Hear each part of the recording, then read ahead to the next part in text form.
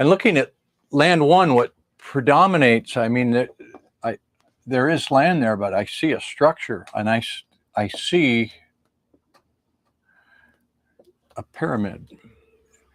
It actually got a sharper angle than that. And I feel that it extends underground a bit. So here's the ground, and here's the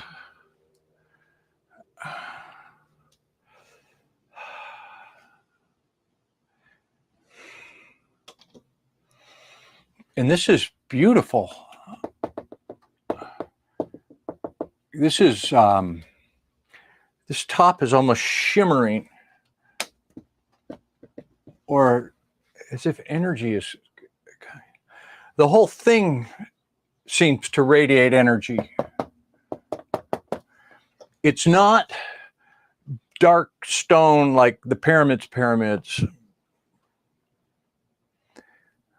It's beautiful, but it's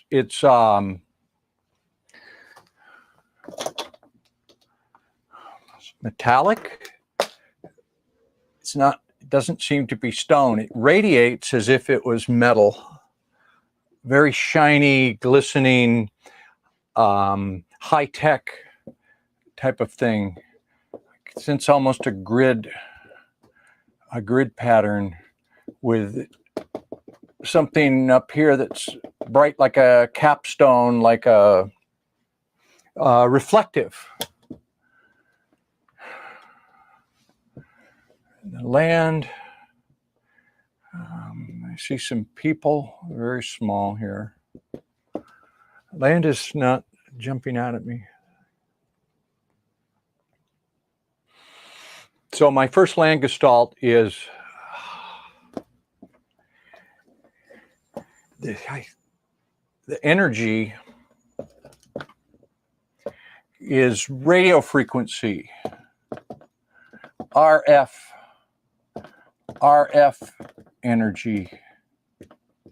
So there's a beatific light energy, and there's also, this is emanating some type of RF. There's a very charged feeling to this.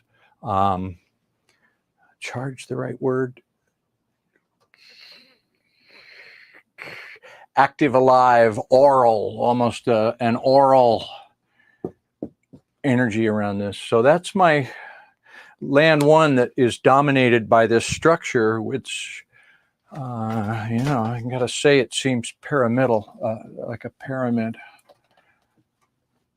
Okay, I'm gonna try to take a wider look at land now because I was so focused in on that. So this is going to be Blackboard land 2. These are ley lines. So again, these structural shapes, like a complex of structures, and there's I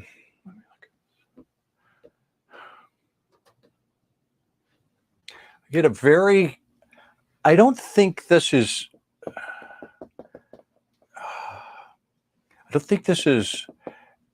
actually visible to the naked eye in the visible spectrum so much. It's not like a furrow in the land or a painted line or a road or a rut, but it's more like these are lines of energy. The word ley lines, like magnetic,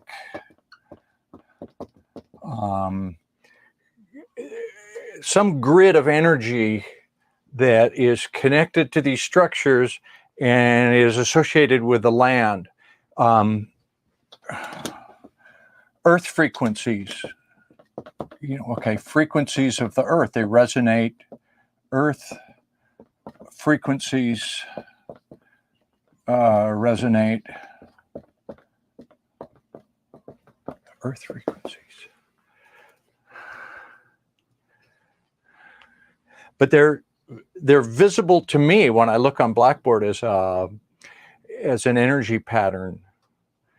And there's a very strong one, like here. This is out of line, but it bisects. These are here to bisect this, I didn't draw that right, but there's a magnetic earth frequencies resonance, energies resonant that's on a line there. So that is land 2, again, dominated by structures, but energy grids. I don't know if they're harness. Are they, let's see if they're tapping it or creating it. Tapping it. So I would say these points here are not generating, they're tapping.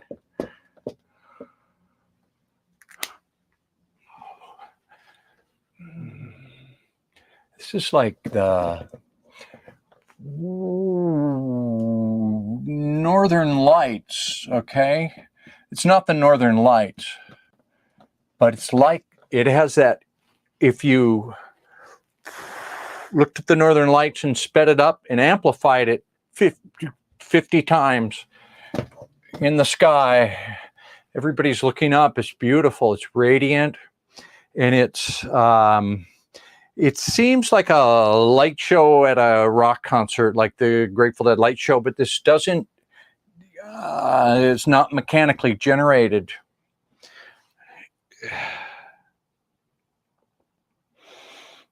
It's like a, you know, those, like a Tesla, what do they call it, a Tesla coil, or that, they have those things that you, the energy is out like spider webs, and you touch the ball, you know, and it'll touch your finger and the energy goes to it. That's what this is like, only you're in these people and this is up in the sky. Very beautiful light show. Dick Allgire's second session for this target has 2 themes. The first is the sense of large and well-constructed underground chambers that are connected with tunnels. The second theme is the idea of native people on the surface, that is not underground, involved in agricultural pursuits. Before making any conclusions, let us also look at the sessions by Daz Smith for this target, focusing on how the fully completed Great Pyramid of Giza was used for its original. What are you doing, Frankie?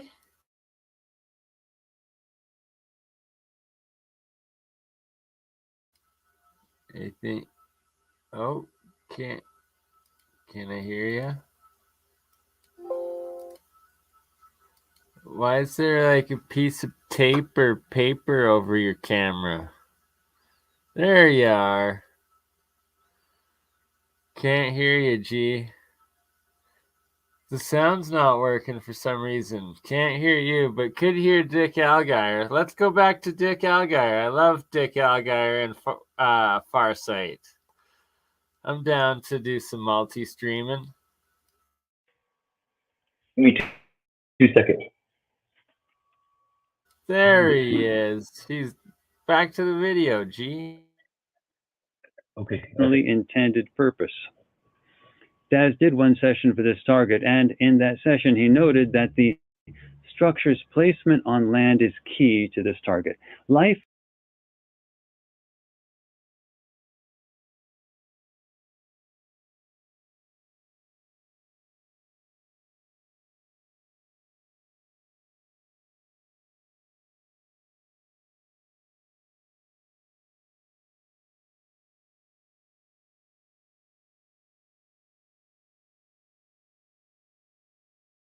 Well, Frankie dropped out while we were still live on his channel, so let's play some Frankie.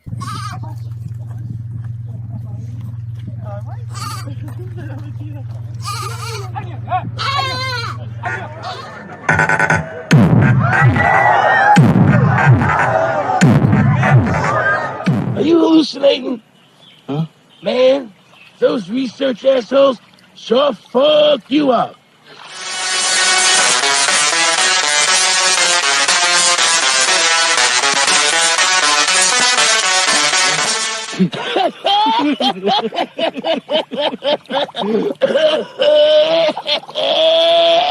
I know what's going on.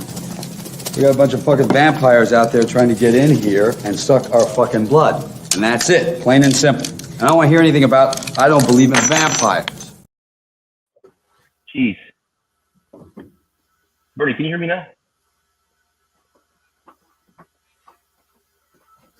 Loud Bernie, can and you hear clear, me? G. Loud and clear. Okay. I wasn't even planning on doing this right now, but that's pretty funny. Yeah, you play the sorry, intro? live. If you want to play that video, I'll go live on my channels as well as soon as you get it going. Okay. I just played it last night for the first time, so I'm not sure about a copyright strike on this one yet. Probably not. I think you're good. I can rewind it too if you want. It's a pretty long video. I was just going to play the best clip. So I have it on, you know what I mean? So I can replay it easily. But yeah, you want me to play the whole thing? Yeah, might as well. It's pretty good. Yeah. Okay. All right. 1 second. Dude, he's talking about there's one alien there, and it looks like it has the head of a praying mantis.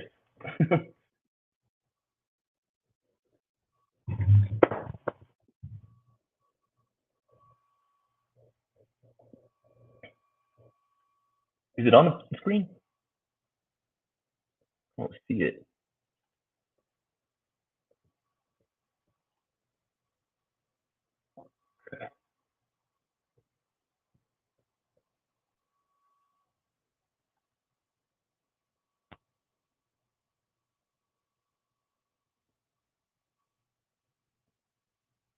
Only thing that will resolve the mystery of the Great Pyramid of Giza is one or more eyewitnesses, something that, believe it or not, is entirely possible today.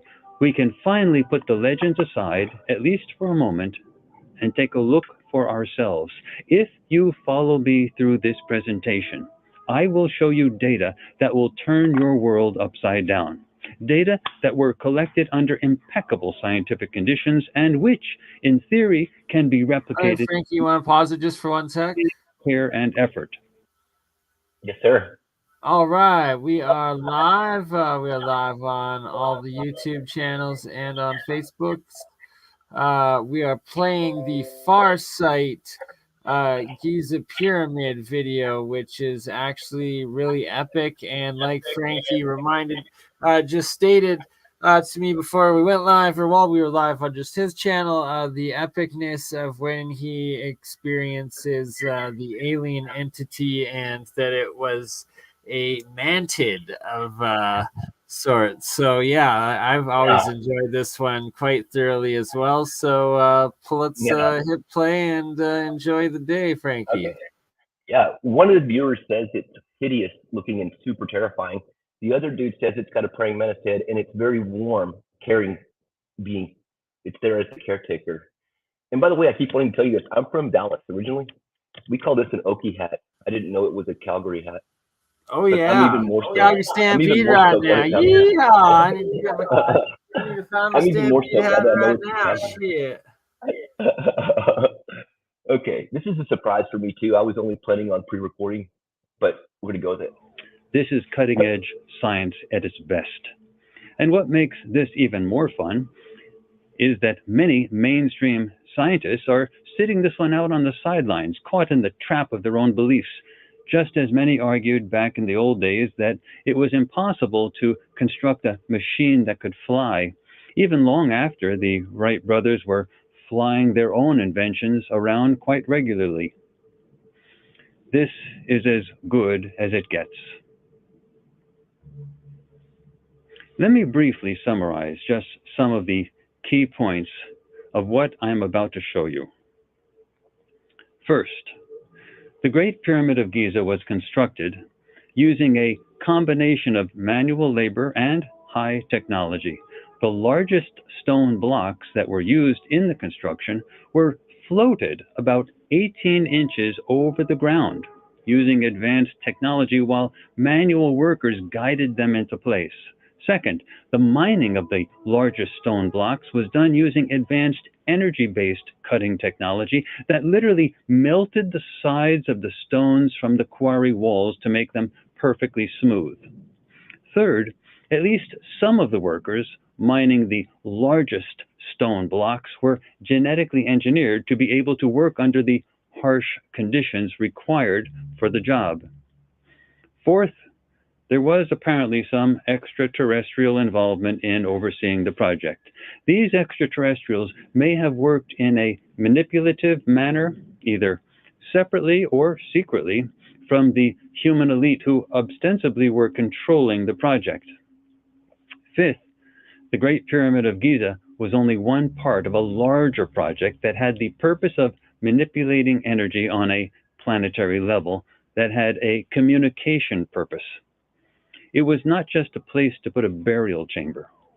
And finally, a separate group of extraterrestrials apparently arrived after the completion of the Great Pyramid of Giza, and they intervened with the society, essentially dispelling some destructive ideas and sharing some knowledge. This led to a collapse of the original society as a great exodus resulted when many of the masses left the area. I know all this may seem like a lot to absorb, but the data I am about to show you were collected under impeccable scientific conditions, and the data match the facts on the ground of what we see today. All I ask is that you stay with me. Look at the data yourself and then make up your own mind.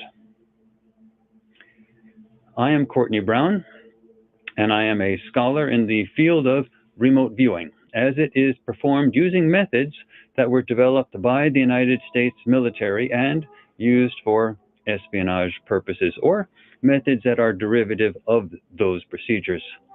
The military officially closed down its remote viewing program in November of 1995 when it became public, but few whom I know and trust doubt that they reopened it immediately in another, more deeply buried black project, a project which in all likelihood continues bigger and better than ever today. The military is filled with smart people, and they tend not to abandon things that work, even if they do not fully understand how they work. And as far as keeping things secret, well, that's what they do.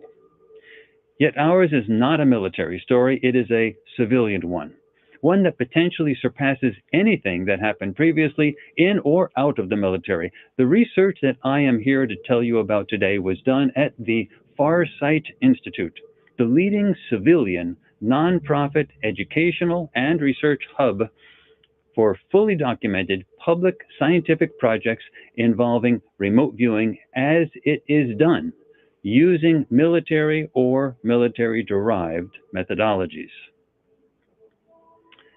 Remote viewing is a mental process that allows highly trained individuals to accurately perceive what is called targets, which are places, events, and people across time and space.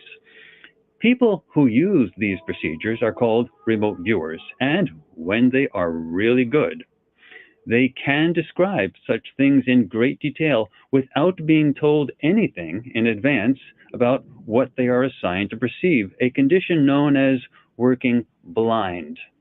Now, there are only a few highly trained remote viewers in the world today, and I have long argued that this does need to be addressed seriously in the near future. But a few highly skilled remote viewers do exist now, and they are capable of supplying perceptual data that are what some call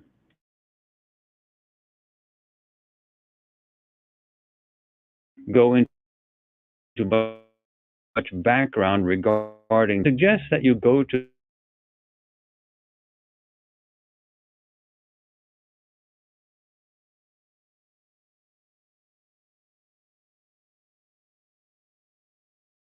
tell you something is impossible, scare you away from learning something that is real.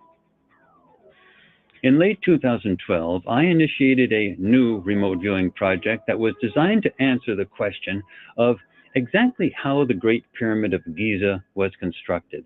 I wanted to know how the biggest rocks were mined and transported, and I wanted to know what the pyramid was used for. What was its original purpose? Regardless of how it was constructed, it clearly took a lot of effort to do it, and it must have had some important rationale motivating its builders. This was clearly going to be an historically important project to be undertaken at the Far Sight Institute, so I enlisted the help of two gifted remote viewers who are among the best on the planet currently, Dick Allgaier and Daz Smith. They are both second-generation civilian remote viewers. Dick Allgaier uses a form of remote viewing known as the HRVG method for the Hawaii Remote Viewers Guild that was taught to him by Glenn Wheaton, who came out of Special Forces Intelligence in the United States Army. Daz Smith uses a form of remote viewing known as CRV for controlled remote viewing. Now, that's a methodology that has long been used and taught by people such as Lynn Buchanan, who came out of the Defense Intelligence Agency, or the DIA. Both Dick Allgaier and Daz Smith have participated as remote viewers in many years of public research conducted at the Far Sight Institute. They have extensive published and publicly verified track records in remote viewing under squeaky clean scientific experimental conditions. Much of their work in scientific experiments can be found on the website for the Far Sight Institute and in peer-reviewed, published reports that are found in a variety of diverse venues. Indeed, scans of all of the original sessions for all Far Sight projects, including the one I am discussing now, can be found on the Institute's website. Virtually all of our projects conducted at the Far Sight Institute take a long time to complete. This project took approximately a year to finish.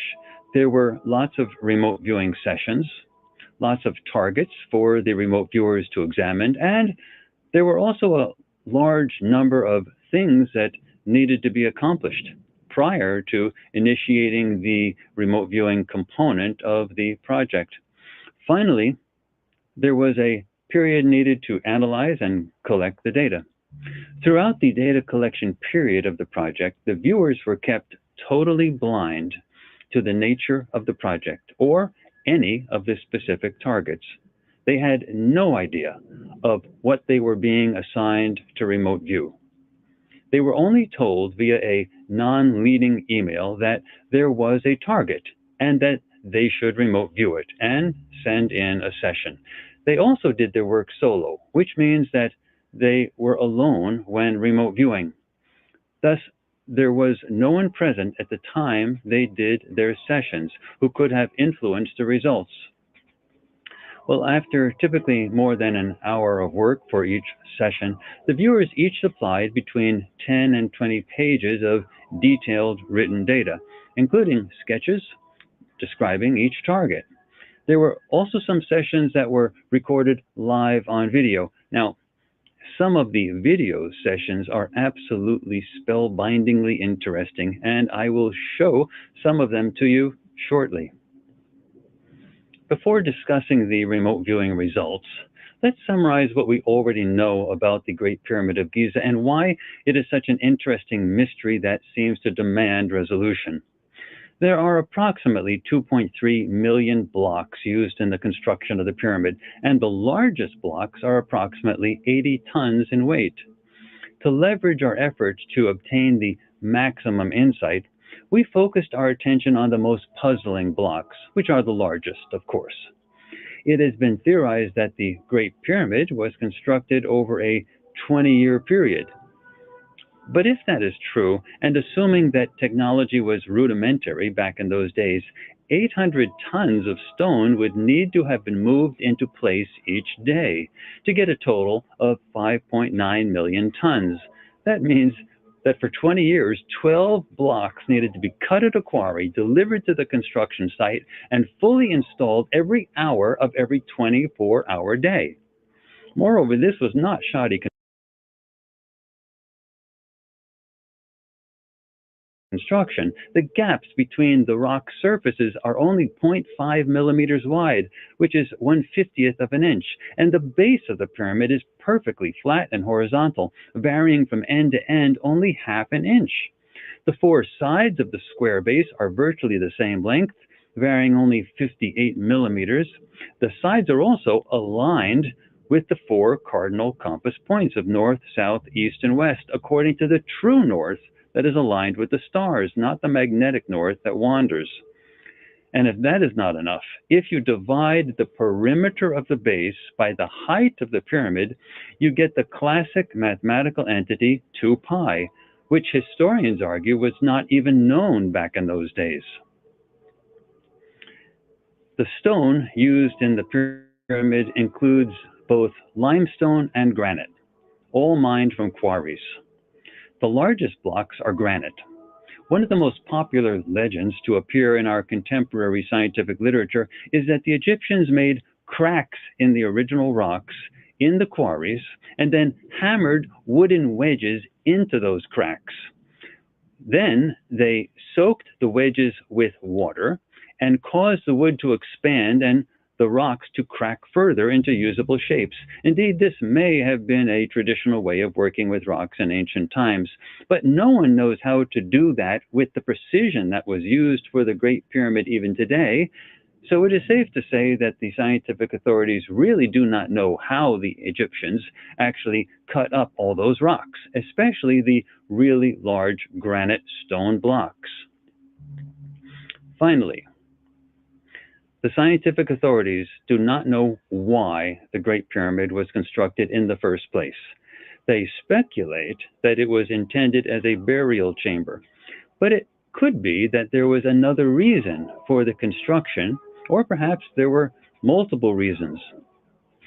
We simply do not know, but it does seem reasonable to suggest that some type of burial thinking was going on when the construction process was underway, due mostly to the fact that a large rectangular granite sarcophagus, which is essentially a fancy stone box for a corpse, can be found in the king's chamber of the Great Pyramid of Giza. And this sarcophagus appears to be slightly larger than any passageway leading to the king's chamber, which means that it must have been put there when the pyramid was originally constructed.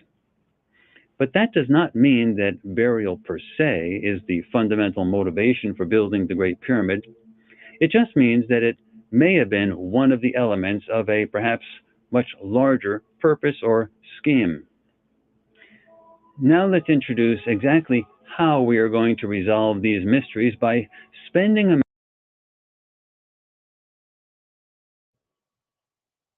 Bernie, this really makes me want to get that Julia chick to work the Romanian pyramid. Yes, I will talk to Julia, and we will get Hallie Julia on for that 100%, brother.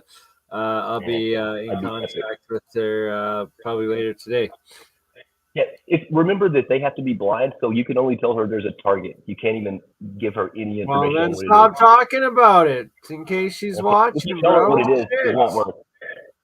minute talking about the targets that the remote viewers were assigned to perceive. A target is a place or event that constitutes the focus of attention for the remote viewers. Remember that the remote viewers do their work blind, and they are not told anything about the target when they remote Nobody view. tell Julia. Neither Dick Allgaier nor Daz Smith were told anything about any of the targets for this study until all of their remote viewing sessions were completed for this project. As we go through all of the data, note that the data obtained by Dick Allgaier and Daz Smith are very correspondent. All of the major elements match for both viewers, and none of the data from either viewer directly contradicts the data from the other.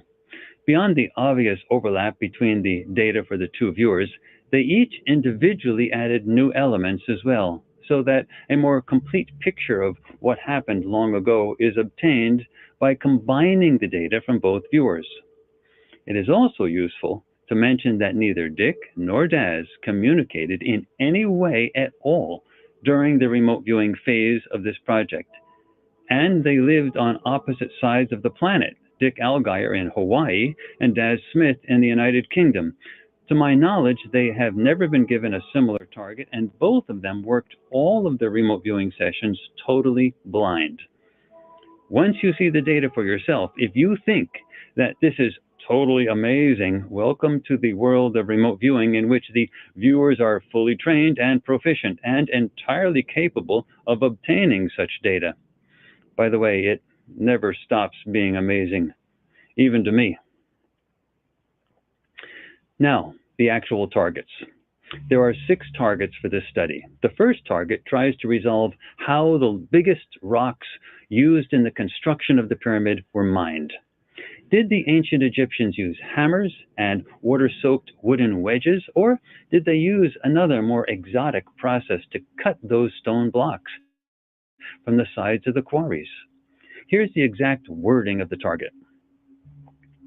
The target is the mining of the largest rocks used in the construction of the Great Pyramid of Giza, also known as the Pyramid of Khufu, or alternatively, the Cheops Pyramid. The viewer should perceive the location of the mining operation where the majority of the largest rocks were mined, and the process of mining the rocks. The date and time of the target should be that which is optimal for perceiving the mining process employed with respect to the largest rocks used in the construction of the pyramid. A picture of the pyramid is also part of the target definition, so there can be no ambiguity as to exactly what rocks and what pyramid the target is referring to. The second target for this study focuses on how the pyramid was actually constructed. We want to know how the largest stone blocks were moved into place during the construction. Were they simply pushed around by legions of slaves, or was there some other way of moving those heavy blocks? The third target for this project is how the completed pyramid is being used for its originally intended purpose. That is, once they built it, what did they use it for? Was it just a burial chamber, or was something bigger going on? The fourth target again focuses on the mining of the largest rocks used in the construction of the pyramid, so this is in essence a repeat of the first target for the project. But for this target, a photograph of the pyramid was not included in the target description. We wanted to see if the absence of the photograph might help the viewers focus on the actual mining activity without being distracted by the mental images of the pyramid itself.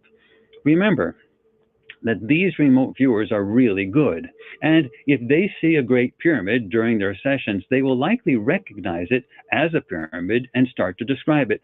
But in this case, we don't want them to focus on the pyramid, but on the mining activity.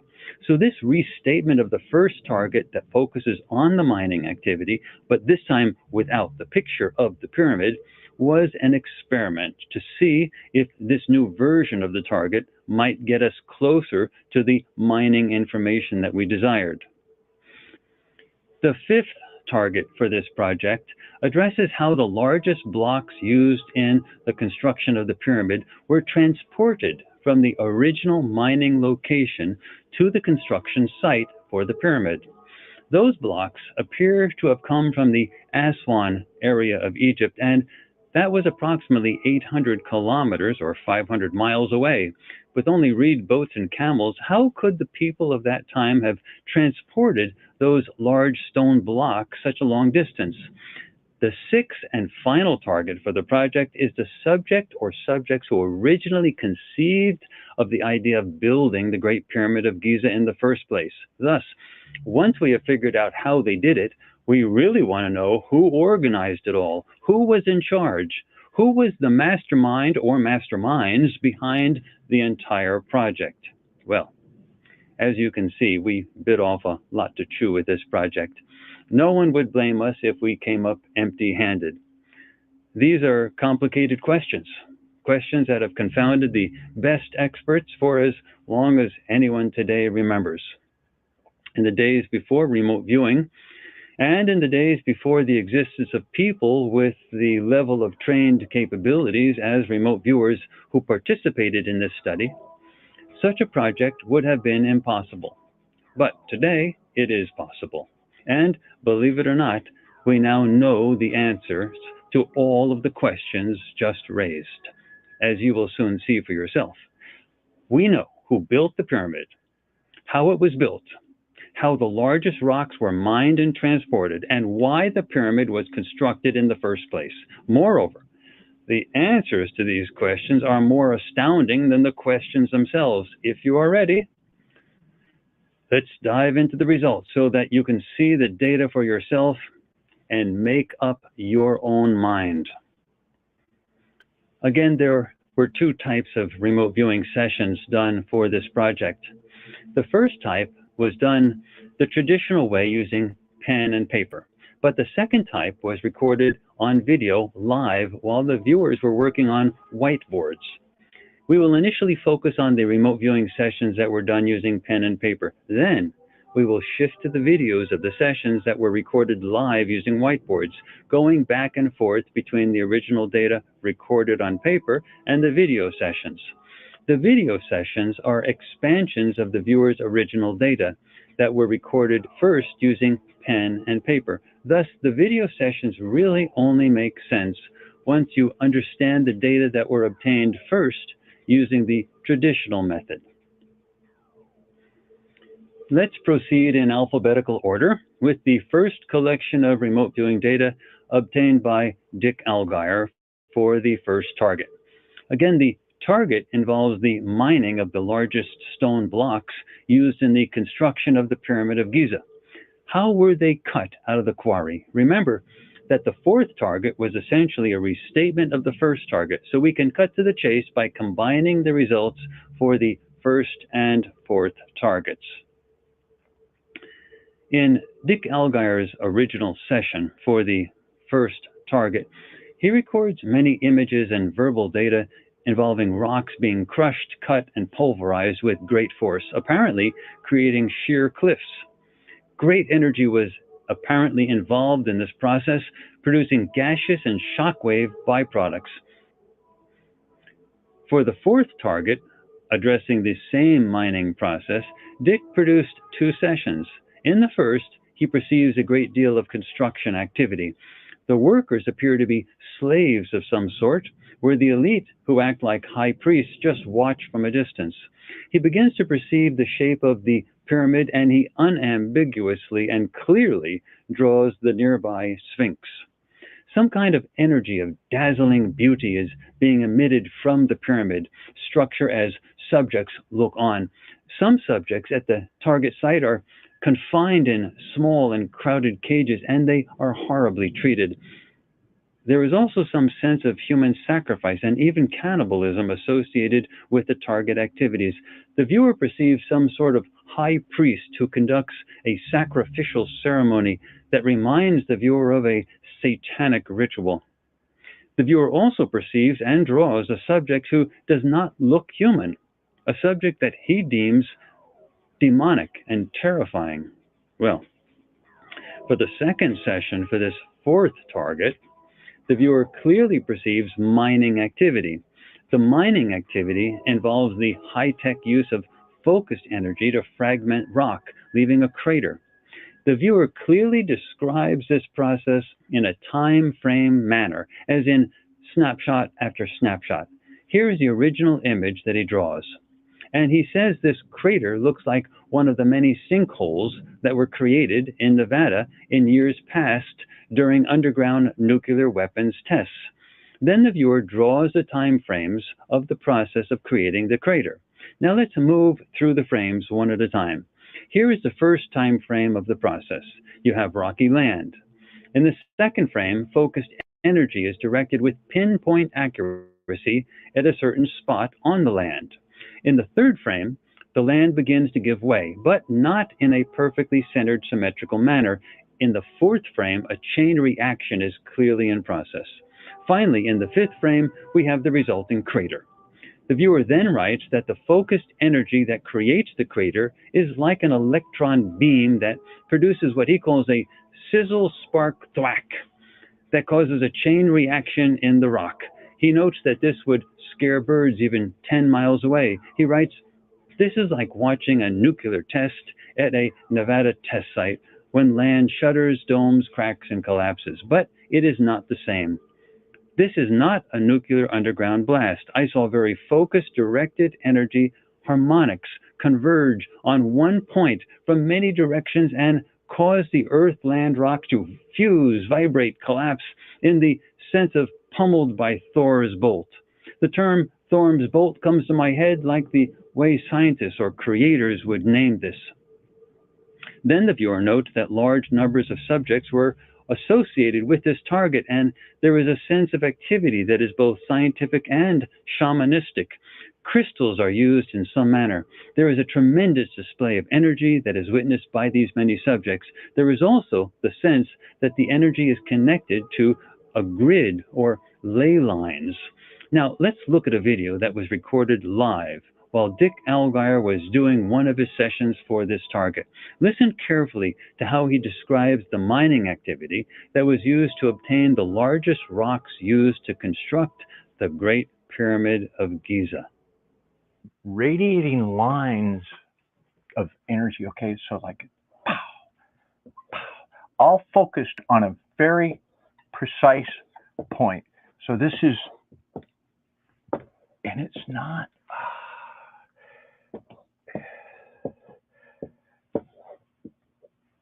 It's like focused beams, but it's not in the visual. You wouldn't see it physically, but I can see it remote viewing it. I can sense the energy coming in, and it's, I don't get a, is there a sound to it?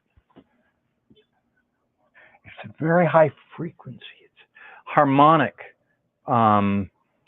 Energy converges,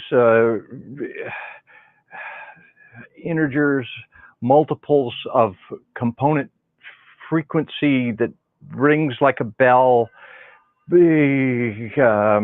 Tesla, just intensely focused beams all converge and cause a reaction right here that radiates outward. I can't draw it right. Radiates outward. It's a compression. It comes in, converges, it becomes almost like a black hole and then radiates outward. And it's like when you watch a nuclear test from up above in the Nevada desert, and they show, you can see the land, and the land kind of burps and erupts and bubbles up a second, and then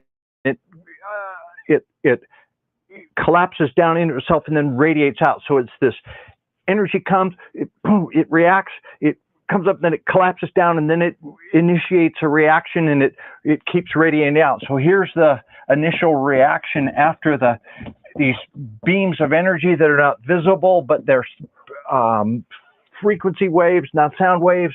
There's something very compact and compressed. It happens and it affects the land. And then I just keep coming back to the Nevada test site where the land, you can just see that instant of a detonation underground, something, and it's not I don't think it's a nuclear detonation. It's way cleaner than that and different. It just, the land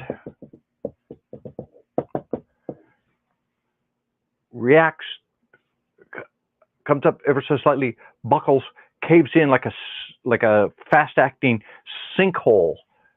So the land kind of sinks and deflates, and as it deflates, it sets off other reactions where the rock cracks, and I think there's secondary fissures, and this happens. And this is just all within a very brief time span. I'm breaking this down. And then later, I feel a shock wave, and I'm over here, like 10 kilometers away. Birds can sense this. Animals, like I see a flock of birds. They're startled, and it's not something they hear or feel, but they sense it, and birds take flight and try to escape it. Animals would look up and be uneasy. So these effects, and this is miles and miles, kilometers away, off in the distance. I get this. I just see a flock of birds. Well, so far this does not sound like a bunch of people chiseling rocks from a stone wall. Let's see what Daz Smith also witnessed for these two targets involving the mining process of those largest granite blocks.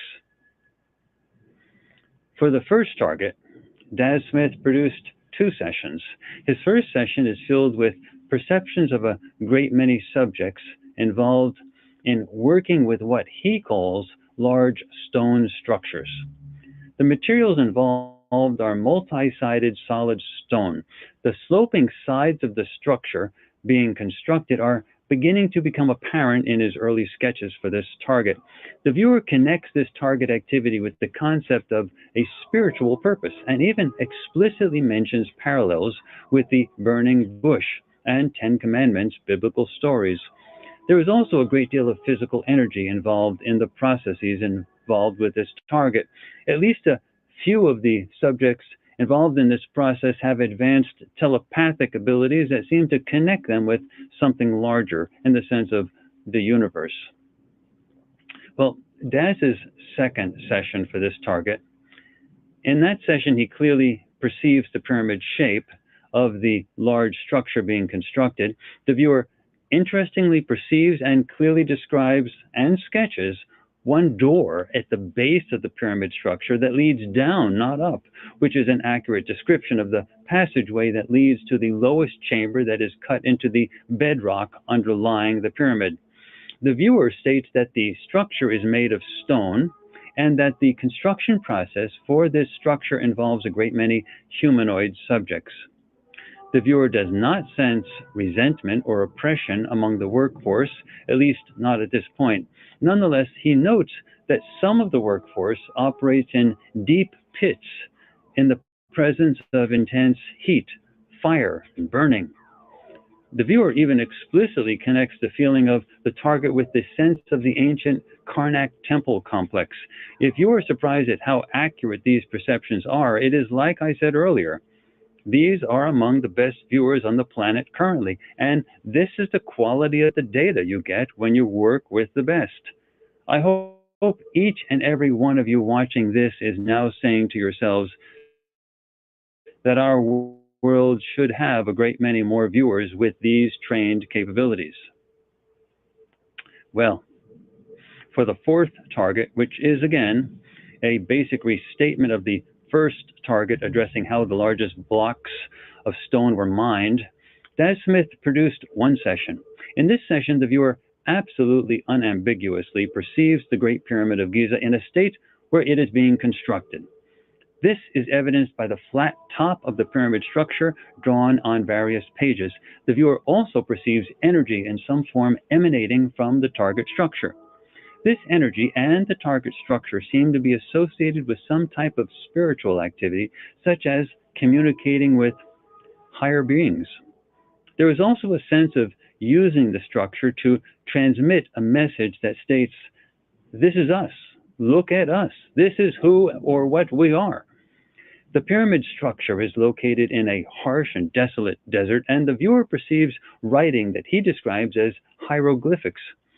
There are many subjects gathered at the target, many coming from vast distances away in a sort of pilgrimage. There is also a religious feel to this activity. It should be clear at this point that it is not possible to fully restrict a remote viewer's perceptions to only that which is defined by the target. One of the reasons for beginning this project with the mining activity was hopefully to postpone the time when the viewer actually perceives the Great Pyramid. But the target description itself can only place the viewer's perceptions in a location and at a time. It cannot stop the viewer from noticing something that he or she may find interesting near or related to the target location. In this case, Daz Smith immediately noticed the Great Pyramid of Giza at a time when it was being constructed, which is entirely accurate with respect to the timing of the first target that addresses the mining activity. This is why we like to have multiple viewers for each project. You never know until all the data are in exactly what part of the target each viewer may perceive and describe, and you stand a better chance of getting a more complete picture of the entire situation if you have multiple eyeballs at the scene, so to speak. In this case, the data that we obtained from both Dick Allgaier and Daz Smith were entirely consistent with the given target and with each other. and the data seem to suggest unambiguously that simply using manual labor to construct a large burial chamber is not what the Great Pyramid mystery is all about. Let's now shift our attention to the next big question, which is, how was the Great Pyramid of Giza actually constructed? This moves us to the second target in the series. Beginning alphabetically, again with Dick Algar's work, he did 2 sessions for this target. The first half of the first session is filled with many perceptions of repetitive mechanical processes working with rock. Great energy is involved in melting rock, as in artificial volcanism. There is mining on a large scale. Energy is used to cut rock, much in the manner that welding is done with metal, producing liquefied rock. The viewer explicitly describes what looks like high-tech alien mining. This description is accompanied by clear drawings of energy tools being used that focus energy on rock. The rock is both liquefied and vaporized, involving great heat and pressure, thereby separating the rock. There are also many life forms working on all of this. They have a hive mentality, working in large numbers underground. They feel like drones, and he describes them as not too smart. In Dick's second session for this target, he perceives drone-like humanoids who are genetically engineered to work under extremely harsh and polluting environments involving high-tech processes used for constructing large rock structures. The environment is like a foundry with toxic air quality. Everything is high-tech. Energy is used to melt rather than blast rock. Construction is on a massive scale, and large underground tunnel complexes are involved. The workers seem to be grown from fetuses in artificial environments by beings whom the viewer perceives as praying mantis in nature. Watch and listen to Dick Algar describe all of this with this session recorded live on video. This is inside. This is more earthy. This is very dense right here.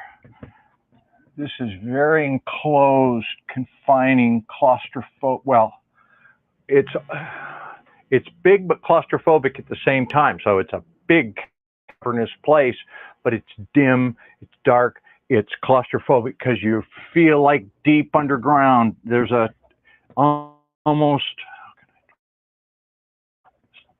like a tunnel. Okay, so you're going in this. Okay, and these guys go in here.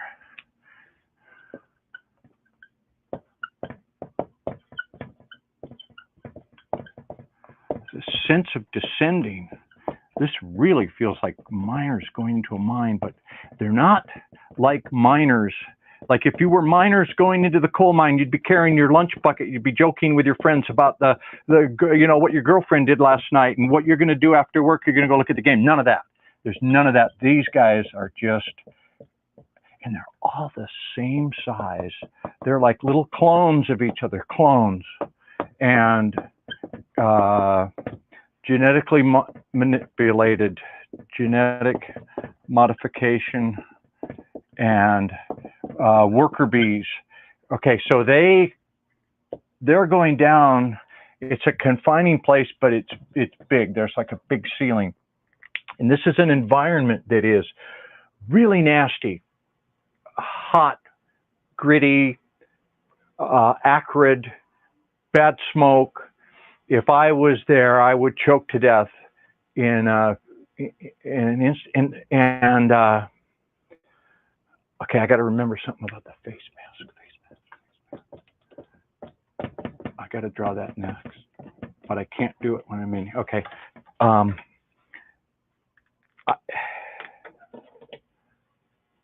There's a glow down in here.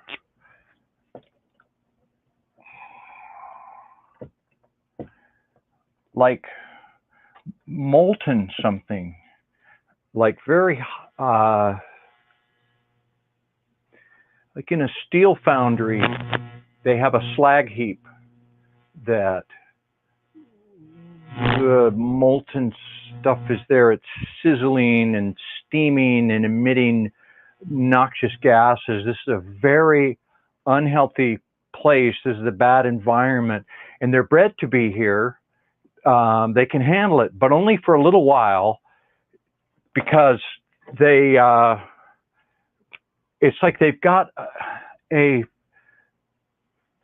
part of their DNA that allows them to slough off or absorb or somehow be in this environment, and they degrade, but not as fast. There's a degradation, so after a while they become useless. So they're programmed, and they come here, and it feels like mining or terraforming, building something deep underground that is, and it might involve mining, tunneling with fusing rock, melting it literally, and there's just evil gases here, but they can handle it, but only for a little while.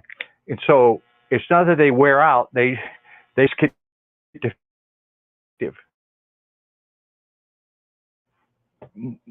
Molten stuff get close enough to it that they cease to function. And so the people in charge, it bothered them.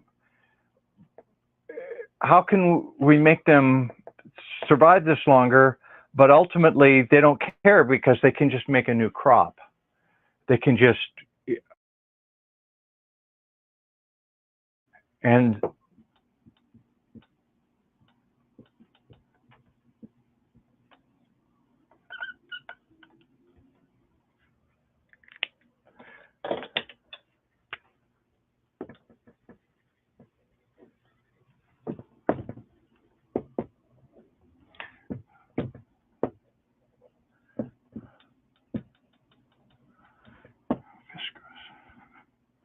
viscous. I can't spell What it. Dick Allgaier is essentially describing here is human insectoid It's a homunculus. greenish, it's a These are thick literally fluid. homunculus These are in fetuses. jars. There's a These are homunculus. room full of these, man. Okay. These are it's like they don't have souls. They're just grown in They a solution. don't have souls. to They are be- homunculus. Genetically engineered robots. And if they have a soul, it's a very primitive soul, like just enough to animate it, but not enough to give it aspirations and humanity. It would be like a way lower life form. Because this environment is so bad, there's a face mask thing, and they're just,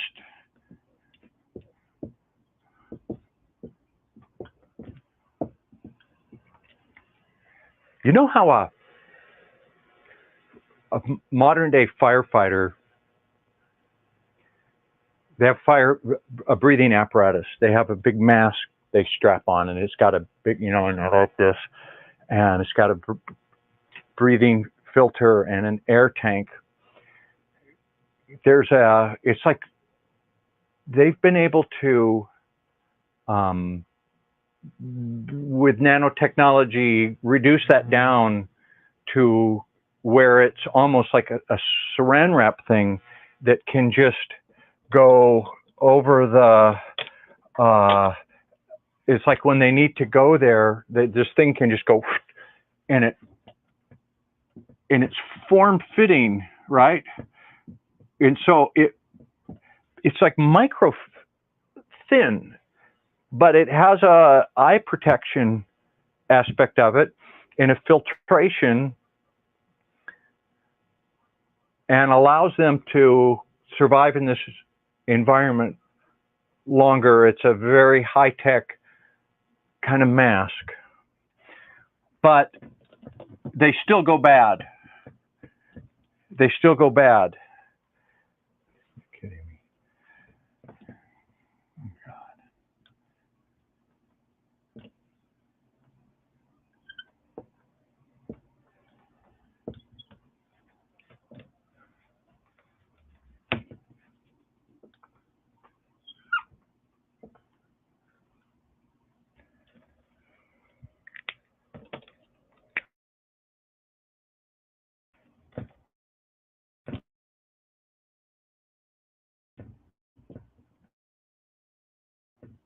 I'm currently doing alchemy experiments outside. I will, as well as harvesting ormus in here, I will be doing updates throughout.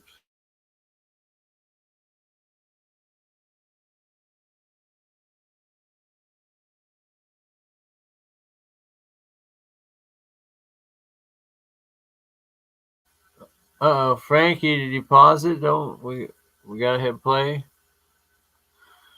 Oh dear. Is it glitching out?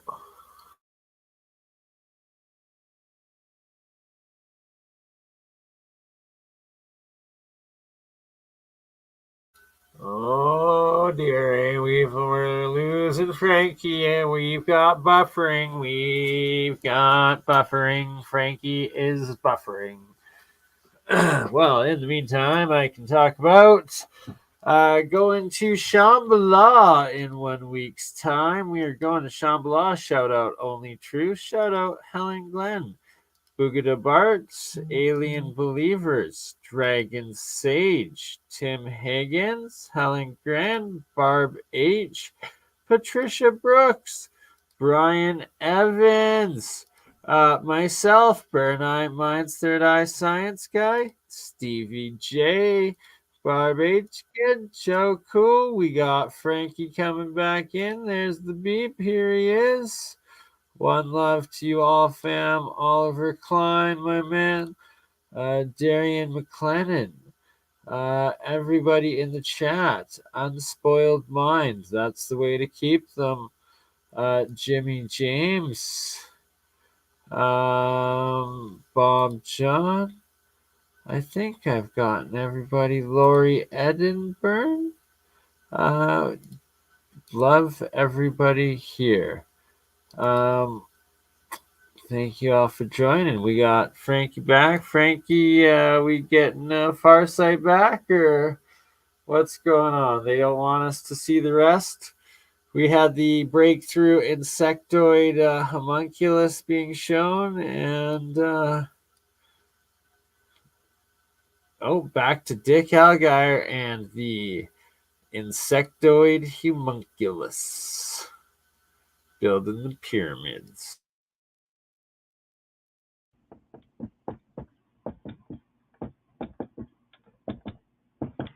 That's the caretaker.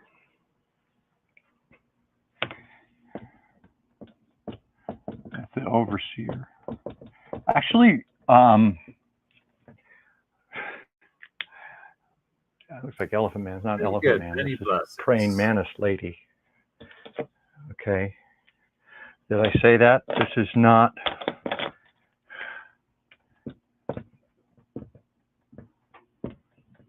These are eyes.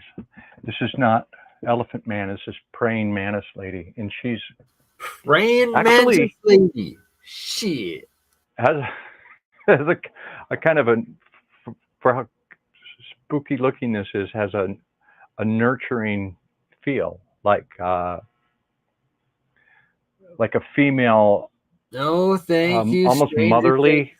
Upside kind of down feel. motherly feel. Not Yes, startling, eat me feel. but not frightening. To her, we look like guppies. Food? Guppies? We're Yeah, not food. scary. We're just different. Very intelligent, but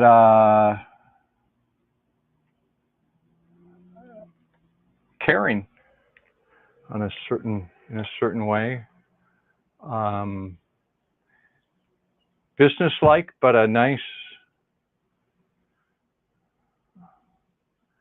you know, it's, oh man. Hey, if she's Mama Mantis and not gonna eat I gotta you like they deal do with in this the for a minute. wild, they fuck and chuck, but they eat your head is- first before they chuck the rest of your body to get your homunculus.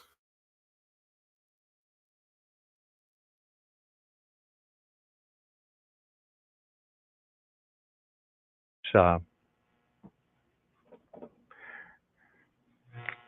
just very nicely, like how entertaining that you'd be looking at this, but move along. It's not your business. Quite honestly, when I started this project, I had no idea that the answer to this mystery would be as amazing as some of the data that Dick provided in his sessions for this second target. I truthfully expected something more mundane. Thus, when I get sessions from a great viewer like Dick Allgaier that are like what we just saw, I like to see what another similarly great viewer does with the same target. Shout out Dick Allgaier and Crypto Dad Smith Viewing. also did 2 sessions for this target involving how the Great Pyramid of Giza was constructed. In his first session for this target, Daz perceives heavy manual work. There is a spiritual element to this work that the viewer describes as a connection to God. Subjects are guiding the movement of large multi-sided stone components. Daz clearly describes and sketches the pyramid geometry of the large structure being constructed. The heavy stones used in the construction are being moved via a levitating technology. Workers are pushing and pulling the solid stones to guide their movement, while levitating technology is simultaneously being used to lift the stones. The levitating process produces no loud noise, or at most a hum, but there is a visible wavy byproduct, like heat would produce over a paved road on a hot summer day. This levitating process is both an electrical and mechanical process, and the stones are lifted approximately 18 inches to 2 feet above the base surface using this technology. Daz reports all of this is going on in the past, and it involves advanced technology. Many workers are moving these stone parts into place, and the workers seem to be male. Daz reports the perception of hieroglyphics also. The target pyramid is unambiguously drawn in detail on one page of his session, and the viewer also describes the sandy, dry environment of the target structure. Now, Daz's second session for this target has more general impressions of a large structure that is being constructed. This takes place in the past, and there is a spiritual element to the process. Machinery is involved, including mechanical elements with gears and other moving parts. Well, as you can see, this project began to move in an entirely different direction from what I was originally expecting. Both viewers were perceiving the use of some advanced technology, more advanced than we have today. Moreover, in all of my years working with these viewers, I have never given them a similar set of targets, and their data have consistently been amazingly accurate. So at this point in this project, I simply decided to abandon all preconceived notions of what may or may not have happened long ago when the Great Pyramid of Giza was constructed, and simply to look at all of the remaining remote viewing sessions with absolutely no expectations at all. And I am glad I did that, because I was in for a surprise. Now let's move to the third target in the series and find out how the fully completed Great Pyramid of Giza was used for its originally intended purpose. That is, let's find out why the people who You built gotta this thing scroll up a little actually bit on built your this screen, thing. brother. However they built it, and even if On they the used video advanced screen, technology to cut the stones and move them into place, it still was a major effort of construction for a structure that is essentially solid rock. I mean, there isn't a lot of room space in the pyramid, so the builders were obviously not using it for simple shelter from the elements. So why did they build it? That really is the million-dollar question. Beginning with Dick Allgaier, he conducted 2 sessions for this target that focuses on how the Great Pyramid of Giza was used for its original purpose. In his first session, the viewer describes both verbally and with detailed sketches a collection of pyramid-shaped structures that are separated by long distances yet connected with energy. The connection between the various structures appears to follow some type of energy pathway, or what is sometimes called ley lines. That is, the various pyramid structures themselves appear to be connected energetically. The energy connecting the structures seems to be, at least in part, electromagnetic in nature. There is the sense of earth frequencies. The energy moves through the earth, and it is either not natural or it is being harnessed and controlled. The viewer clearly draws the pyramidal structure of the target, accurately noting that the structure extends underground as well. The energy that connects the various pyramidal structures appears to run in straight lines. The viewer then draws in detail a collection of pyramids that seem to be closely spaced, and explicitly states that this large, complex, and beautiful symmetry reminds him of the pyramids when they were alive, here referring to the pyramids in Giza. Near the end of the session, the viewer describes both verbally and with sketches subjects participating in the flow of energy related to the target structure. The viewer writes, bright light, energy, like a half-mile-high Tesla coil. This looked like a light show at a rock concert, but seemed like many people watching the Northern Lights. But the energy spectacle is closer, awe-inspiring. At the very end of the session, the viewer shifts his perception to the inside of a tunnel that is geometrically shaped on the inside. He had the sense of a particle super collider tunnel. Now, watch as Dick Allgaier describes live on video his perceptions of the Great Pyramid of Giza as it is being used for its originally intended purpose. And looking at land 1, what predominates, I mean, there is land there, but I see a structure, and I see a pyramid. It actually got a sharper angle than that, and I feel that it extends underground a bit. So here's the ground, and here's the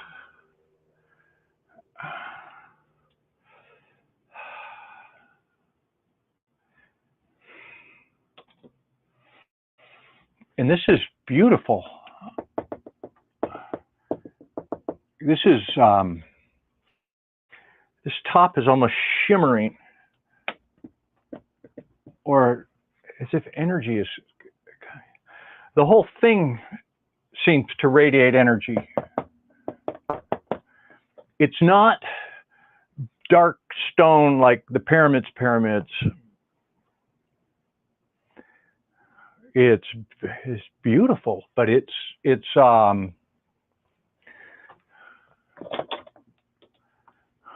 metallic. It's not. It doesn't seem to be stone. It radiates as if it was metal. Very shiny, glistening, high-tech type of thing. Since almost a grid pattern with something up here that's bright like a capstone, like a reflective. The land, I see some people, very small here. Land is not jumping out at me. So my first land gestalt is the energy is radio frequency, RF energy. So there's a beatific light energy, and there's also, this is emanating some type of RF. There's a very charged feeling to this.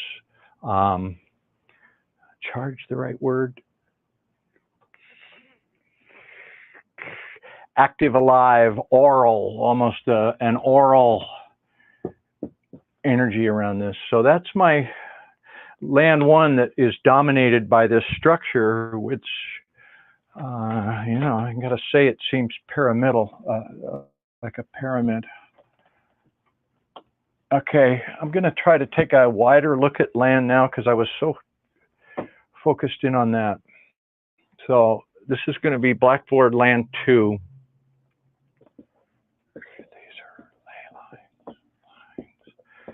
So again, these structural shapes, like a complex of structures, and there's I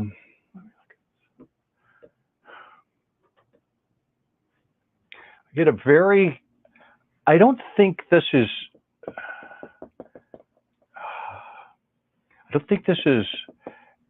actually visible to the naked eye in the visible spectrum so much. It's not like a furrow in the land or a you know, a painted line or a road or a rut, but it's more like these are lines of energy. The word ley lines, you know, like magnetic,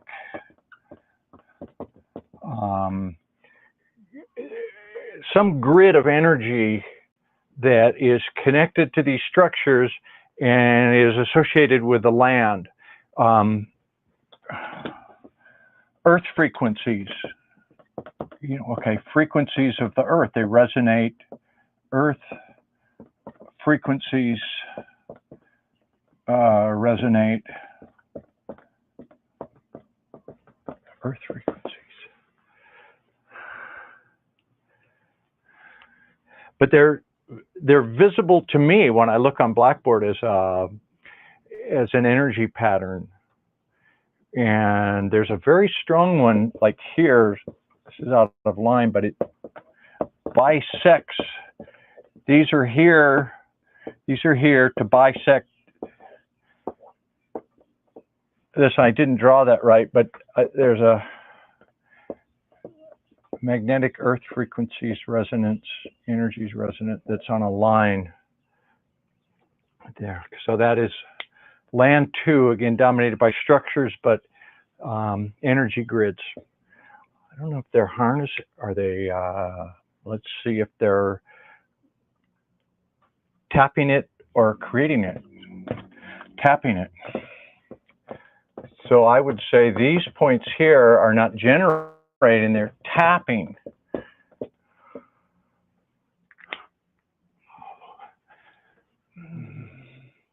This is like the Northern Lights, okay? It's not the Northern Lights, but it's like, it has that, if you looked at the Northern Lights and sped it up and amplified it 50 times in the sky, everybody's looking up, it's beautiful, it's radiant, and it seems like a light show at a rock concert, like the Grateful Dead light show, but this doesn't, is not mechanically generated.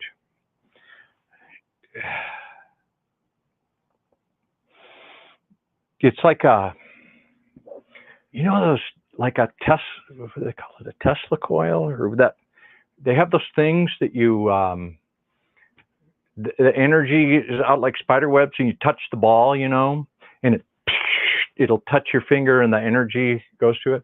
That's what this is like, only you're in these people and this is up in the sky. Very beautiful light show. Dick Algire's second session for this target has 2 themes. The first is the sense of large and well-constructed underground chambers that are connected with tunnels. The second theme is the idea of native people on the surface, that is not underground, involved in agricultural pursuits. Before making any conclusions, let us also look at the sessions by Daz Smith for this target, focusing on how the fully completed Great Pyramid of Giza was used for its originally intended purpose. Daz did one session for this target, and in that session he noted that the structure's placement on land is key to this target. Life, land, and structure are working as one for some intended purpose or goal. He perceives the massive angular structure that was a monumental and long undertaking. Daz notes that the result of constructing this structure will involve some manipulation of the environment. He accurately describes the structure as having sloped sides. There is also some kind of walkway or ramp to the structure, which is an accurate description for the original layout of the structure. Then, Daz states that the purpose of the structure is to assist in the communication with God or higher beings. Crucially, the building of the structure is perceived to be as important as the resulting finished structure. Daz clearly notes in his session that whatever the original purpose of the structure, its original purpose seems now to be lost somehow.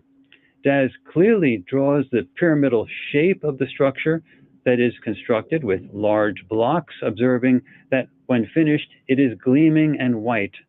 Again and again, he draws the pyramidal shape of the multi-layered structure. Well, it clearly seems that the original purpose of the Great Pyramid of Giza was not simply to serve as a burial chamber. Something active was going on. Somehow, the pyramid was part of an effort to channel energy, perhaps planetary energy, and to use this energy for some spiritually related purpose. Moreover, this energy was apparently quite real, not an imaginary thing. Given the effort required to build the Great Pyramid of Giza and the other connecting pyramids located on Giza and elsewhere on the planet, one can only assume that those who organized this effort knew something real about how to use the available energy for some kind of communication purpose, something that we may not yet know about or understand. But let's take this one step at a time. We have lots more data to go through. In fact, let's backtrack to examine something real and practical, which is how the builders managed to transport those big stone blocks from the quarry where they were originally mined to the construction site on Giza, approximately 800 kilometers or 500 miles away. This brings us to our fifth target for this series. Specifically, the target is the transportation of the largest rocks used in the construction of the Great Pyramid of Giza. Beginning with Dick Allgaier, he conducted 2 sessions for this target. In his first session, he describes a great many people collectively working with stone. The people are densely packed in their work environment. Dick clearly describes the solid stone blocks at the target site and the masses gathered together near those blocks in a scene that reminds the viewer of an old city central plaza. There is an elevated energy event that is witnessed by many subjects. Then, in his second session for this target, the viewer describes something that moves through the air and seems to impact the ground at some point. Now, Daz Smith also did 2 sessions for this target. In his first session, Daz describes an indigenous society from the ancient past that is based on slaves and masters. Yet there is great social change in progress, with some new subjects arriving from far away in vehicles or ships with new knowledge, new ideas, new medical knowledge, and new technology. An old system of beliefs falls away among the indigenous subjects, and subjects depart from the area with their families in large numbers. All this change happens over a decade or 2.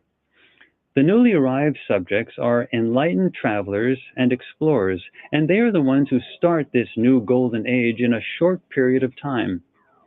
The primary location perceived by this viewer is an ancient city with temples.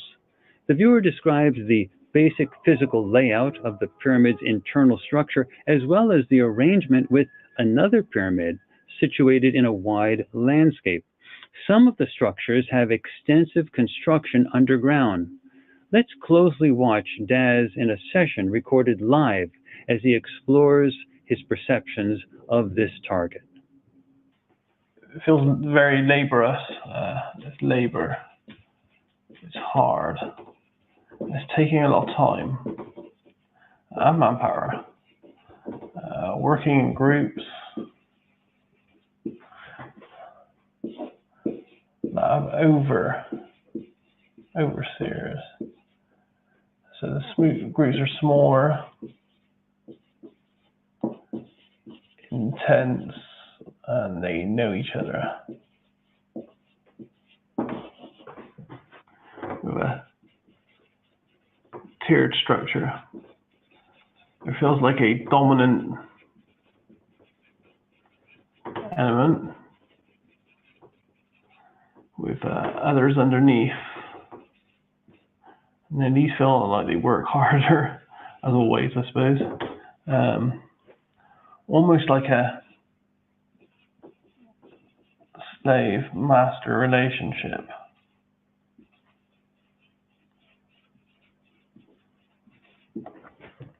Okay, and I feel like there's a belief, a strong belief, religious feel to the life, and that feels like it's part of the reason behind their drive and their purpose and everything they do.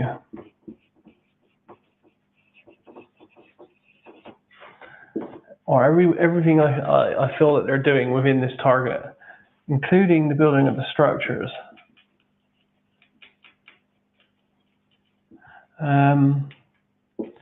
stems from a solid purpose and belief.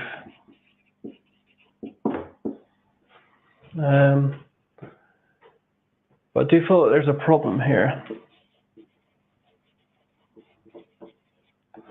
And it feels like an outside force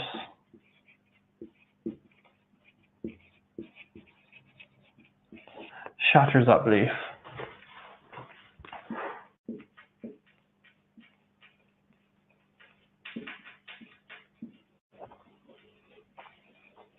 Changes it forever.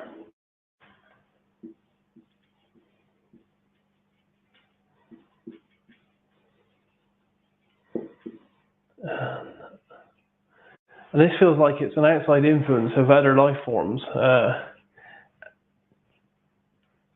It's hard to put my finger on. I want to say travelers. It feels like life that has traveled.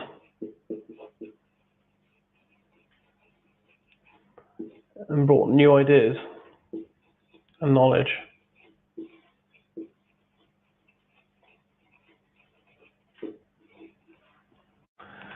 So there's definitely a society. It looks like it has a couple of structures to it.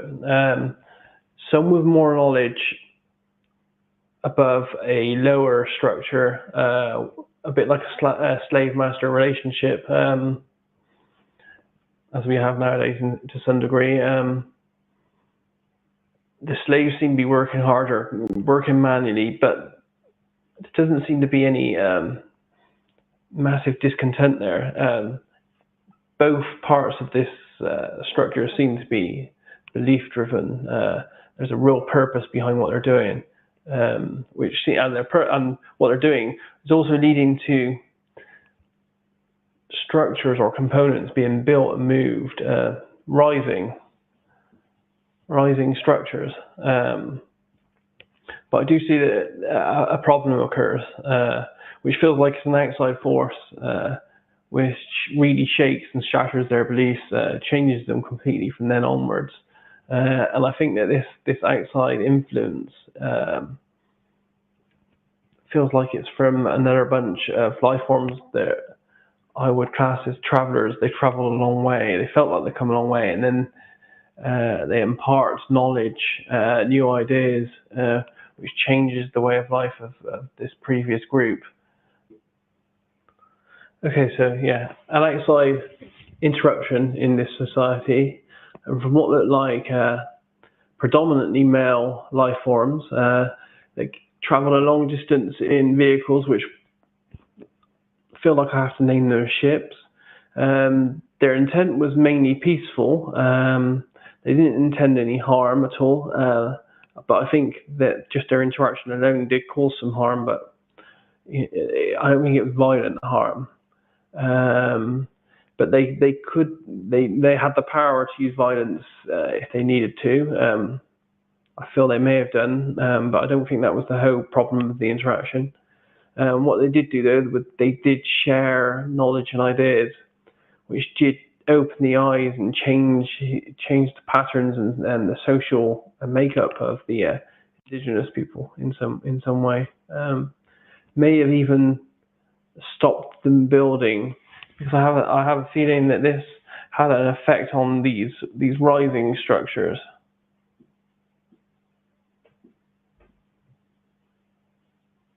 There's a connection between the information transfer or the knowledge that was given over and the rising structures, or the structures that were a big part of the indigenous life at the time, a big part of what they were doing, their ideas, their philosophy, their whole belief system. So yeah, a big outside influence here from someone from far away that traveled a vast distance. In his second session for this target, Daz Smith describes artificially created energy involved in moving objects. The energy is frequency-based, possibly involving sound. It seems to resemble magnetism in the sense of its effect on objects. The viewer clearly describes subjects moving large rectangular blocks. Part of the movement appears to lift the blocks off of the surface such that they float while the subjects guide them into place. Thus, the subjects are not lifting the large blocks. Something else is doing that, but the subjects are guiding the blocks that appear to be floating in mid-air. The viewer describes how the large blocks are moved up ramps while being assisted by energy. It is a combination of both low and high tech. Because of the energy that lifts the blocks, moving them is not difficult. Daz notes that it is as if the blocks are sitting on a cushion, riveted in detail.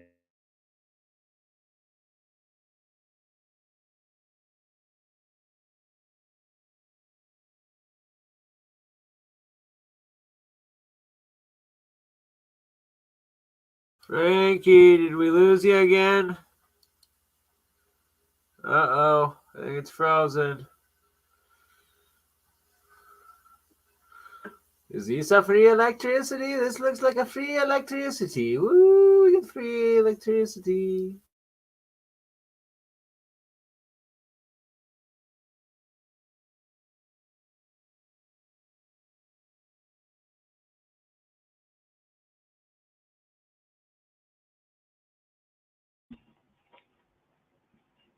Or it feels like it's buffering. Almost like wind,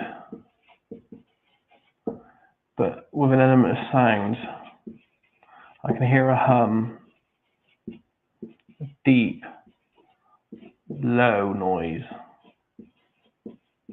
Not annoying, but there's a noise there and it's everywhere. So yeah, solid object, solid. Blocky. You feel moved. I want to say pushed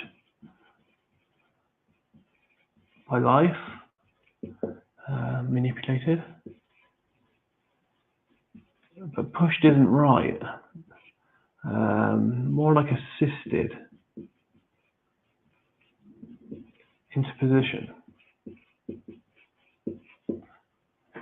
Yeah, there's more than one. There's groups of these guys, and some maybe even pulling.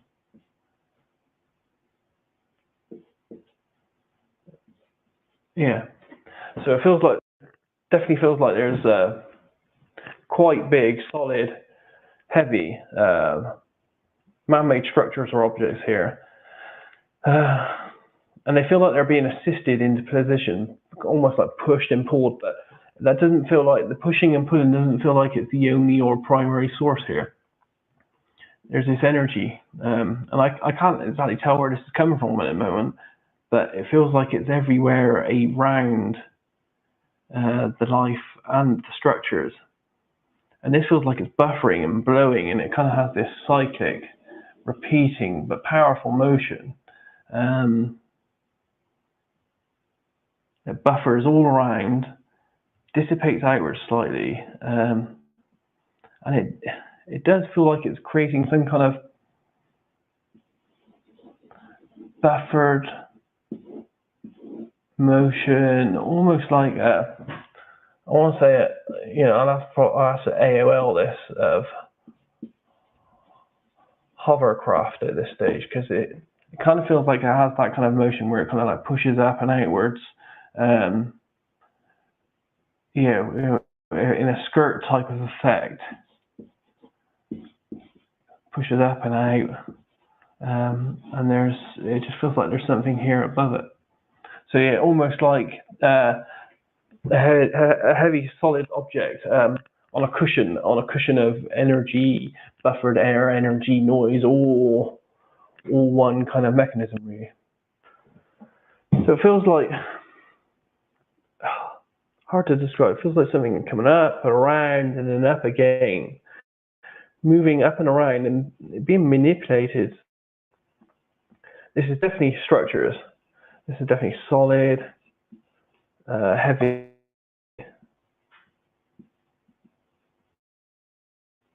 Man-made structures. I'm gonna have to AOL blocks.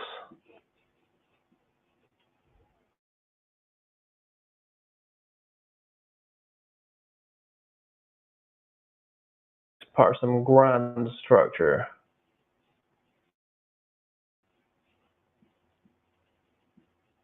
But they're being placed.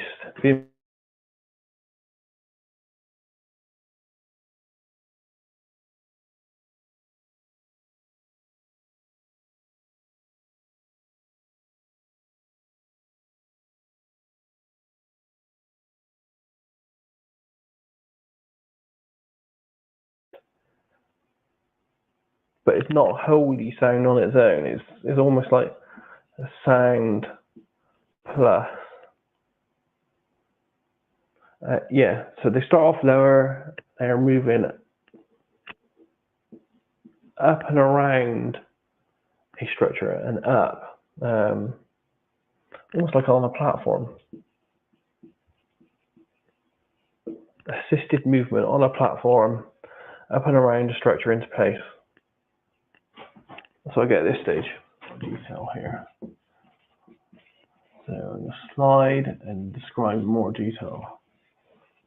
Okay, definite block feel here. Feels heavy, solid, and there are men or males. There's more than one. They're at all sides of this thing. There's a motion. So there are males, and they're moving or helping a structure be positioned. Now this motion feels fluid. Now there is a manual, but this doesn't feel strength based. It feels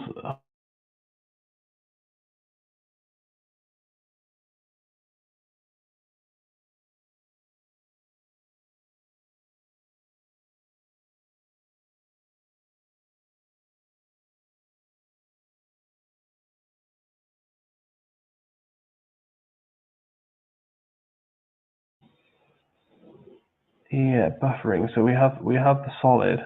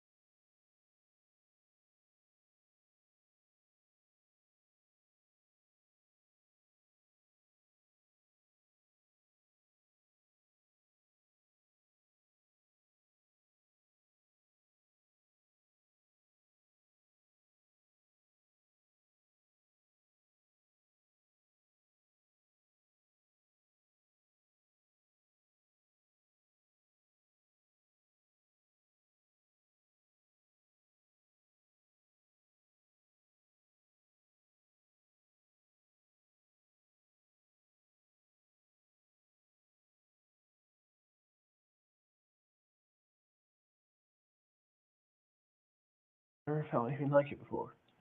I want to say magnetic, but it's not magnetic, but it's got a push and a pull.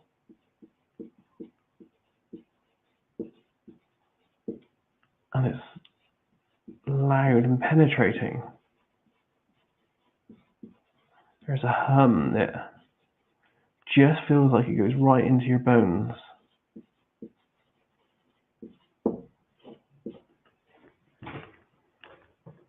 Yeah, so it's pushing, moving this.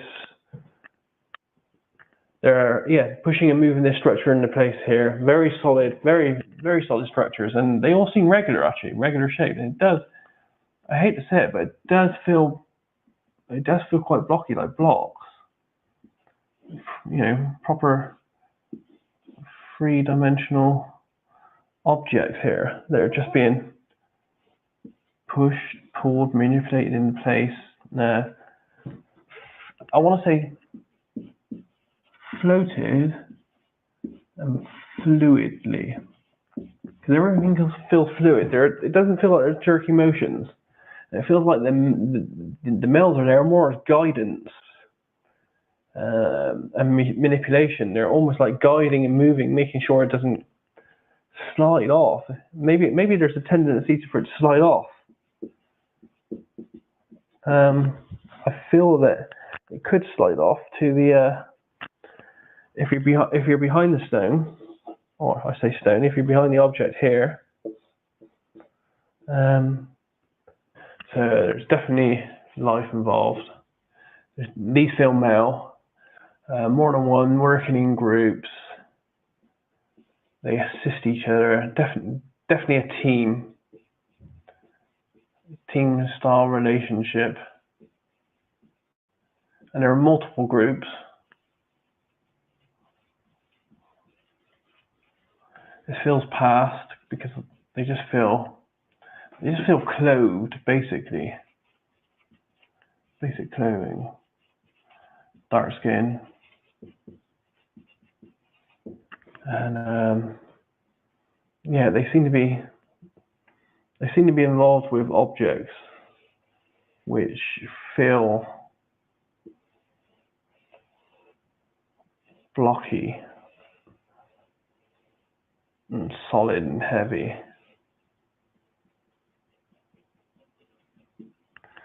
And it feels like they're moving these. So, you know, we have a 3D block here that feels like it's being moved, pushed and pulled.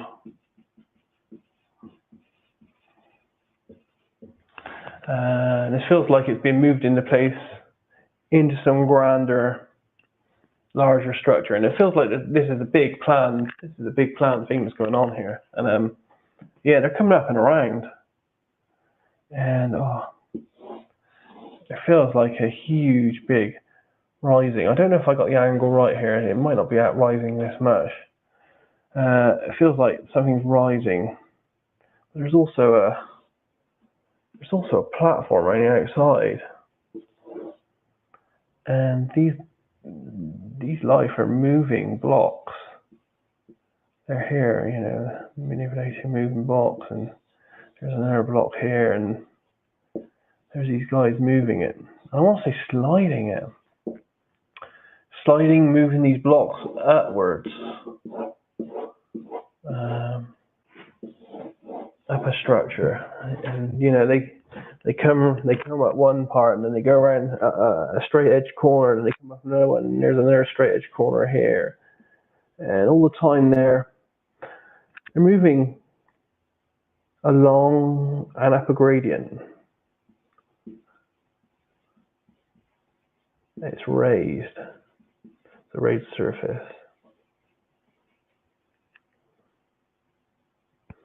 Yeah. Blocks. Just keep seeing blocks moving.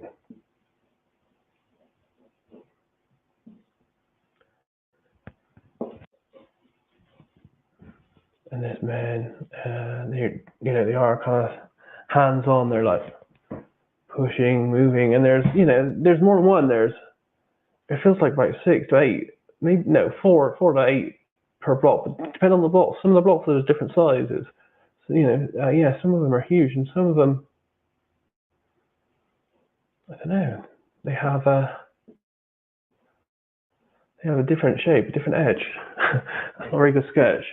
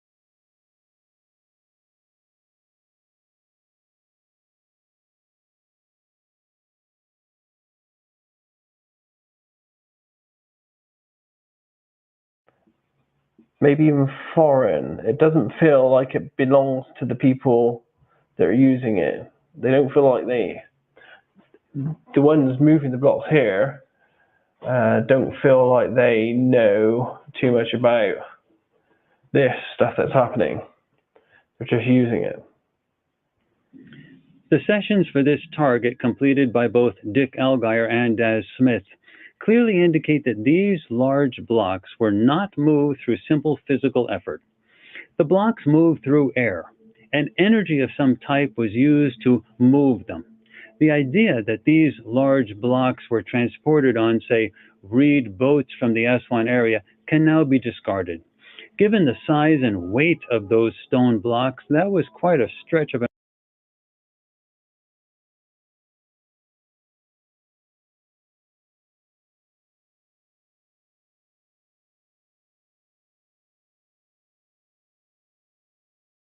Oh dear, Frankie, we froze again, Frankie. What's going on, Frankie? It's frozen. Frozen Frankie. Don't make your nickname Frozen Frankie, the Tao of Frankie.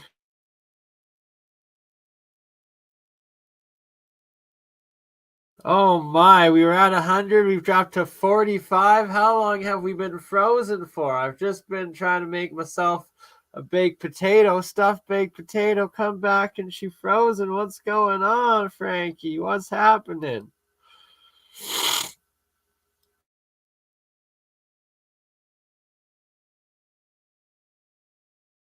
We can neither hear you nor is the video playing, Mr. Frankie. You are muted, sir, and the video is paused. an idea in the first place. There we go. Thank you. There are numerous forms of levitation that are known to us today. Some high-speed trains use magnetic levitation to keep them from touching any surface when moving from place to place. There is also a form of acoustic levitation that uses sound waves to lift objects.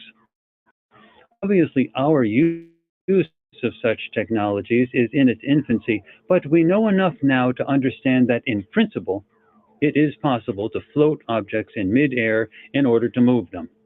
However the levitation was accomplished, it appears that this process resolves a major mystery about how the large stone blocks were moved from.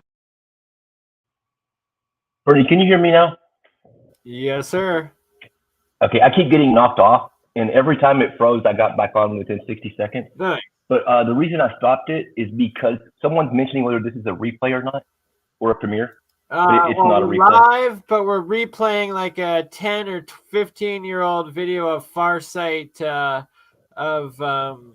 Farsight remote viewing of Dick Allgaier and the crew there, Brown, Courtney Brown.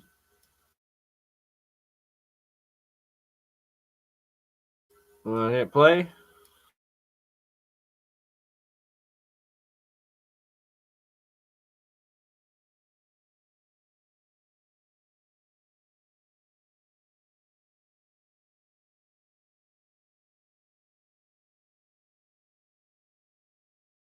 Oh, did we lose Frankie again? Did it? I think it knocked him out again. Oh dear. All right. Time for a little intermission while we wait for Frankie to get back. The resonant frequency of the Earth is 432 hertz, and all music was written and played in 432, but it was changed in World War II by Himmler, I believe. It was behind it, and they changed it all to 440. So it's not in tune.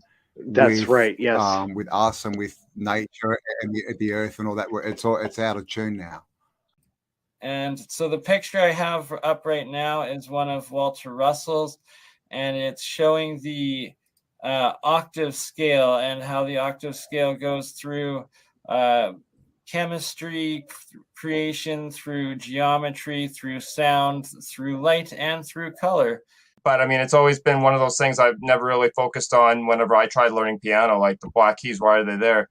When you play them, they just seem like they just make you feel a certain way instantaneously. It's like a lot of things. It just, that kind of connection, that kind of vibe or whatever it projects, that you get it immediately in that speed. With the black keys, it sounds like it's the ether more, it's a background subconscious sound or frequency, like to do with dreams and, the other realms, which is interesting because when you listen to music today, especially, like the pop music, it's got a very heavy backbeat, right? We put you in a certain state where you're accepting with the backbeat, and then they sing all their lyrics into your mind, which is how they program you. Yeah, no, absolutely. Ooh, so that's like if you're resonating with the right harmony, you're getting like up in consciousness or in dreamland. If you're resonating with the dark hole, you're getting sucked back down to like the upside down. No, thank you, Stranger Things. If I'm doing certain sounds, sometimes like if I'm doing like breathing sounds or sounds with my throat, it depends. Like, but some of those frequencies do calm me down. And, a lot of those frequencies can be used to trigger people to feel, anxiety as well. And I think that happens a lot. And it's open to conspiracy and to interpretation on how people use those frequencies to really put people at a state of vulnerability. Because music's very powerful in that kind of way that can, shape even the most strongest of minds. Yeah, it's subliminal. And also, it's the way I see it too is it's been used all throughout history. If you even goes back to the biblical times, when they crumbled the walls of Jericho, they used a certain tone and frequency as trumpets. a weapon, right? And we're doing it again today. We're coming up with ultrasonic weapons.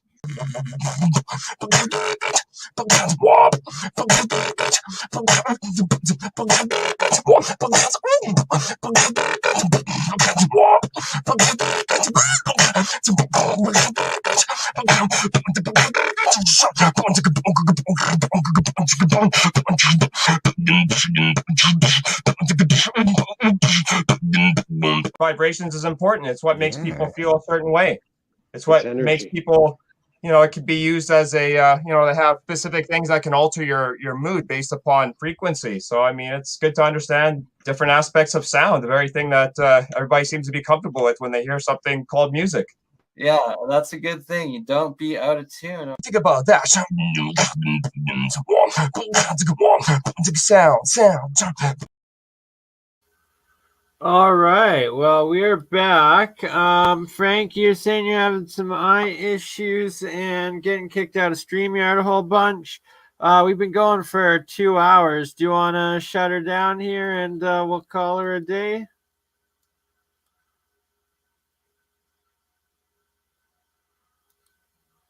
Can't hear you. You're mute. Oh, there we go.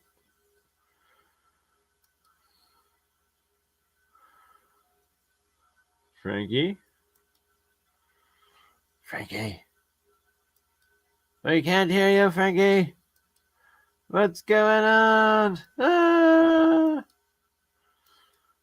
We'll be right back with technical difficulties. You crazy mother. Yeah. It's just Bernie. Hey, Bernie, just like last week, huh?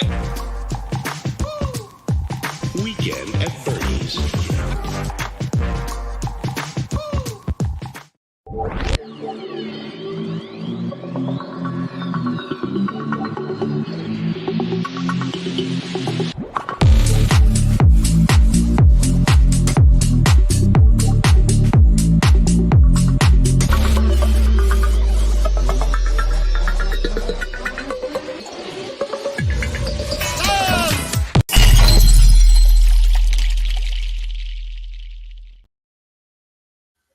All right. Can we hear you now, Frankie? I think you probably can, right? Yeah, we can. All right. So every time I get kicked off, it mutes my mic again. You ready just to shut her down then? We good? We're going 2 hours. Yeah, good. All right. Really cool comment. It was pretty epic episode, right? And everybody can go over to Farsight and the Farsight Institute, but Farsight on YouTube, FARSIGHT, and you will find Courtney Brown there and a lot of Dick Algire's work. And Dick Algire also has the Crypto Viewing YouTube channel as well. Both great work and all sorts of new awesome stuff that they've been doing. Courtney Brown, especially with Farsight, has been doing a lot on capturing how to film UFOs in infrared and just capturing thousands of them lately, and was just on Rex the other day with Leak Project. It was a really great episode. And yeah. Thanks for joining us, everybody. Yeah, exactly. Thank you, everyone, for being here. It was excellent 2 hours, spontaneous, but fun. And I love this episode. And obviously, so do you, as it was your initiation of getting this going. And until the next one, yeehaw! Happy stampede in Calgary.